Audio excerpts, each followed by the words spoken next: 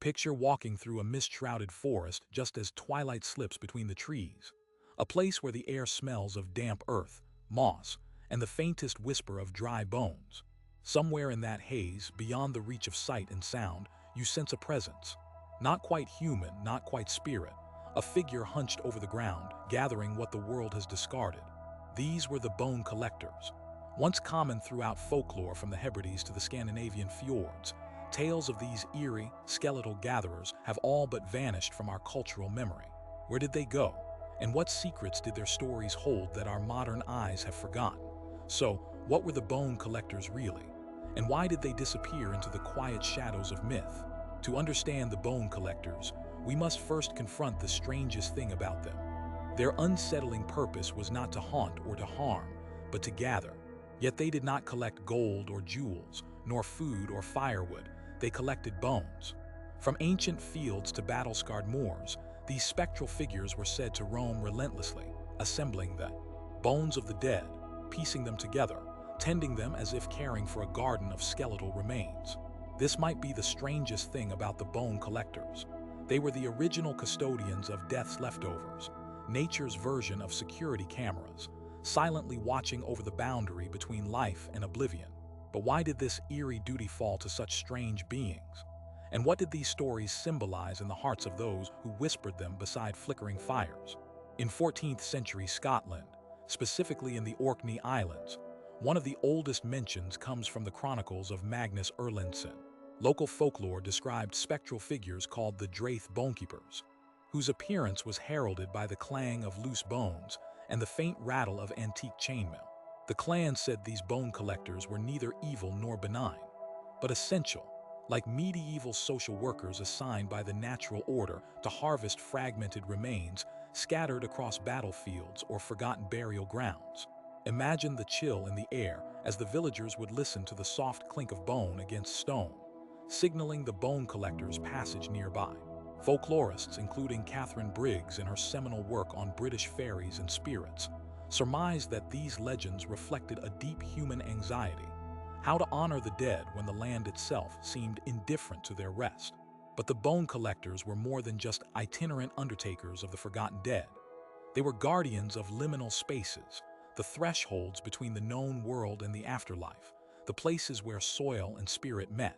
Anthropologists studying Sami traditions in northern Scandinavia have noted similar figures, called shuoramet, beings that gathered bones and cleaned burial sites to prevent the dead from returning as restless spirits. These myths were not mere ghost stories. They were ancient rituals coded in narrative, fascinating in that their purpose was to maintain balance, to ensure that death's residues did not linger to upset the living. This reveals something deeper about our ancestors' relationships with death. It was neither ignored nor feared outright, but carefully managed, a task entrusted to these shadowy bone collectors who kept the fabric of existence intact. Consider this. In a world without modern embalming, without cemeteries marked by polished marble, the dead were often left to return raw and bare to the earth. Animal and weather, time and tide played their inevitable roles in decay. The bone collectors, in contrast, appeared as mythic figures who attempted to impose order on this natural chaos, like ancient therapy sessions for the dead, repairing fractures of memory and sanctity by gathering disjointed bones into a whole, preserving the story of life through the remnants of death. In that sense, their activity was a potent symbol of respect, a ritualized effort to complete the story, to bring closure where none was obvious. Shifting now to the cultural context, in medieval Wales, the Mabinogion tells of a spectral figure known as the Girach Y Ribbon, sometimes described as a whispering bone keeper. She would appear on misty hillsides near burial mounds, collecting bones scattered by wild animals that disturbed ancient barrows. The story served several purposes. It was a warning to respect grave sites, but it also functioned as a form of communal remediation, an early kind of environmental activism that urged people to maintain sacred places. Folklorists like Sir John Rhys have studied how these tales could serve as social enforcement mechanisms disguised in myth, protecting the land from desecration and reminding communities of their ancestral duties. What these tales really reveal is an age-old human need to contain death's chaos, to keep the fragile boundary intact. When typical funerary practices failed or became impractical, the bone collectors stepped in, mythically, to fill the void. But as societies grew more structured, with churches taking charge of burial rites and cemeteries becoming regulated and permanent, the role of the bone collector faded. They slipped progressively into obscurity, much like the old oak spirits and river nymphs who once animated the landscape. Yet beneath this behavioral shift lay a profound cultural transition. From a world where death was an unruly visitor to one where death was domesticated and contained, sanitized and controlled.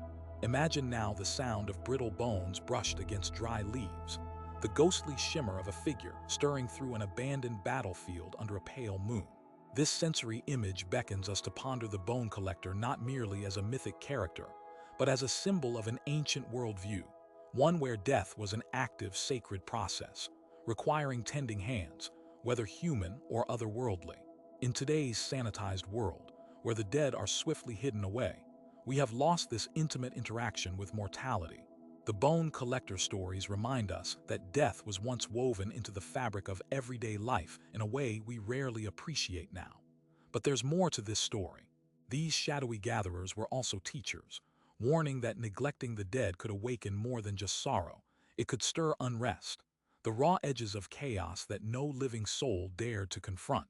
Traditional tales from the Russian steppes speak of the Kostyanya Baba, a bone mother figure who appeared when bones were left scattered, threatening famine or disease if the dead were not respected and laid properly to rest. In Grimm's collection, related creatures embody similar warnings, specters that gathered bones to prevent the land itself from bleeding energy from broken ancestral ties. If we translate this to modern parallels, the bone collectors serve as an eerie prototype to our environmental conscience today. They were the original environmental activists, in a sense, mystical custodians who maintained the health of the land by honoring those who had passed. This ancient ecological mindfulness teaches us something crucial, that human life and the landscape are intertwined through cycles of death and regeneration. It was not just superstition, but a form of primordial ecological ethics, encoded in folklore, teaching respect through narrative and symbol. But the bone collector was more than just a supernatural gravedigger. It was a reflector of societal fears and aspirations. In regions like Brittany, France, folklore tells how some bone collectors would only appear to those who had wronged the dead, either by stealing from graves or neglecting ancestral rites. They became eerie moral arbiters, a kind of skeletal karmic force reminding communities that the bones beneath their feet were not mere detritus, but sacred relics of identity and memory. These stories were, in effect, the ancient world's version of a social conscience, reminding people that actions had unseen spiritual consequences.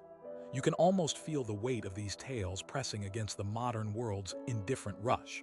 The bone collectors embody something we desperately need today, a connection to the mystery of death as part of life's ongoing conversation, not a final punctuation mark.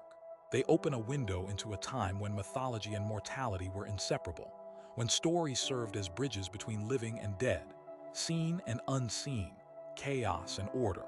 So, as the mist deepens and the sounds of the bones brushing the forest floor fade into silence, we find ourselves asking again, what does it mean that these figures were forgotten?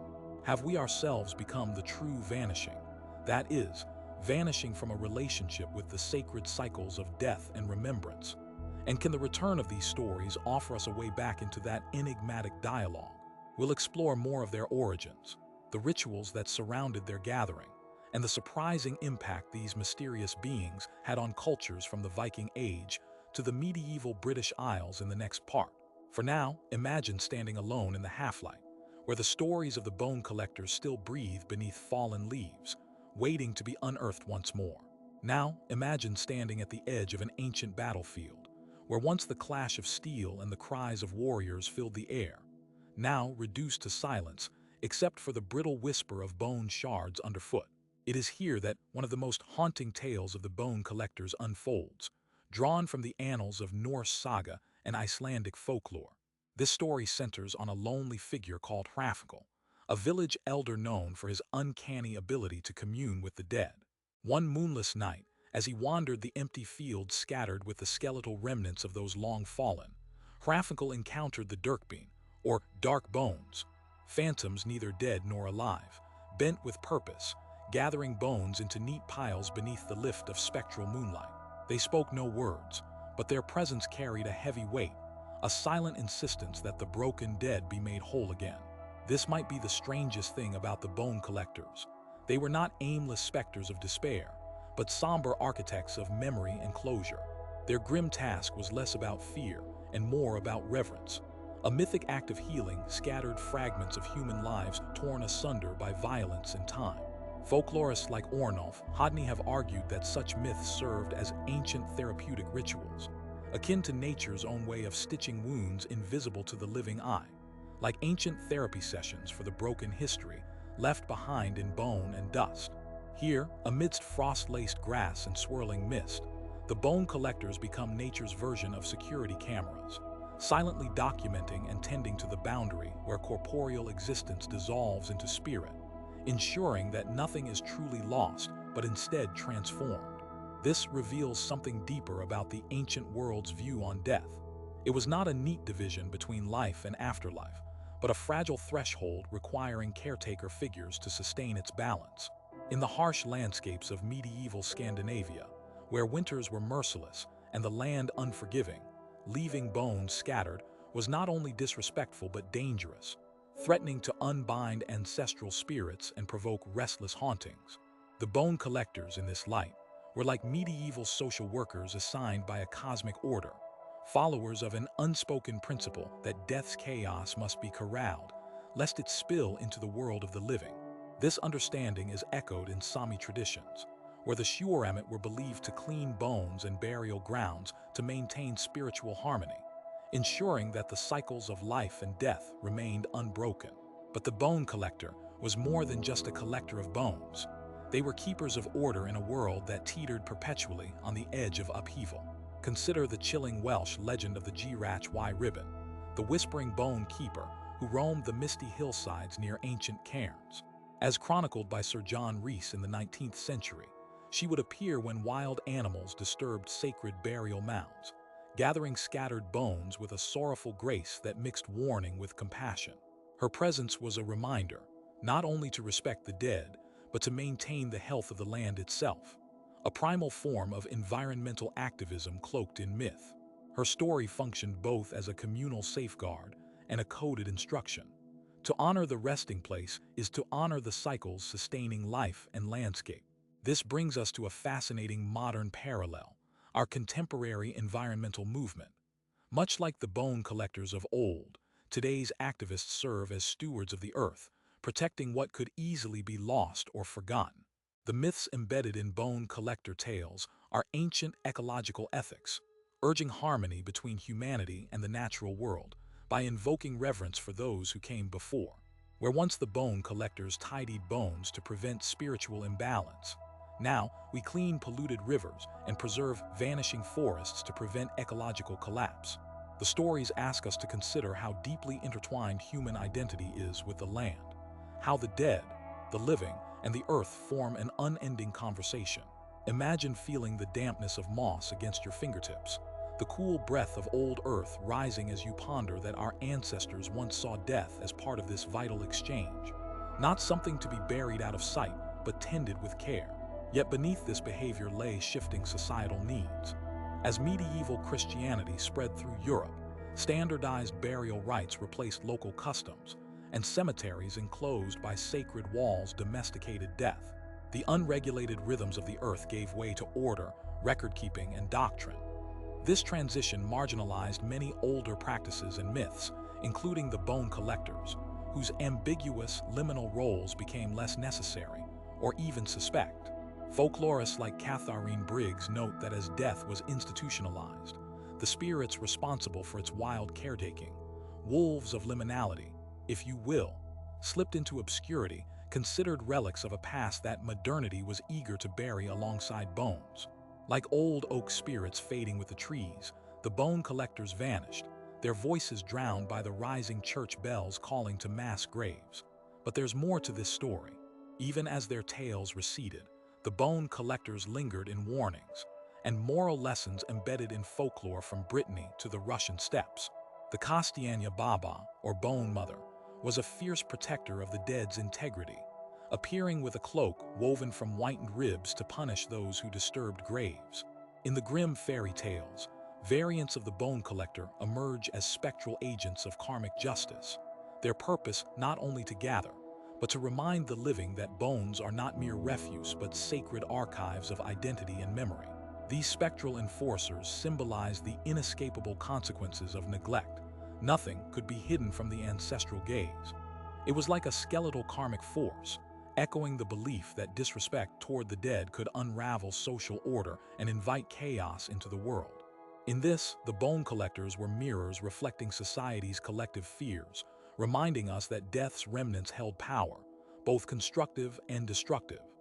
These creatures blend fear with respect, punishment with protection, embodying a paradox central to human psychology: the need to control death's finality while honoring its mystery. It's no surprise that these stories resonate deeply because they touch upon universal anxieties: the loss of loved ones, the fear of being forgotten, the hope for transcendence. The bone collectors, in this sense, were not mere ghost stories but primal expressions of communal identity and memory management, helping societies navigate the taboo of death with rituals wrapped in narrative. Imagine now the eerie scene of rattling bones underfoot as a figure moves silently through a fog-soaked graveyard, assembling what the living hurriedly abandoned. The faint clack echoes like a drumbeat, counting down the moments between life and oblivion. These sensory images pull us back into a world where death was closer, more intimate, inseparable from the land, and haunting the edges of human consciousness. This should be no surprise because before the modern era, death lived openly among communities, sometimes brutal, often immediate, rarely sanitized. The bone collectors were witnesses and participants in this reality, bearing the weight of life's fragile fragility. Yet the question lingers: why have these figures, and the wisdom they embodied, vanished from our collective memory? Have we become the true vanishing, erasing our ties to death's sacredness and to the ancestral voices that once guided us?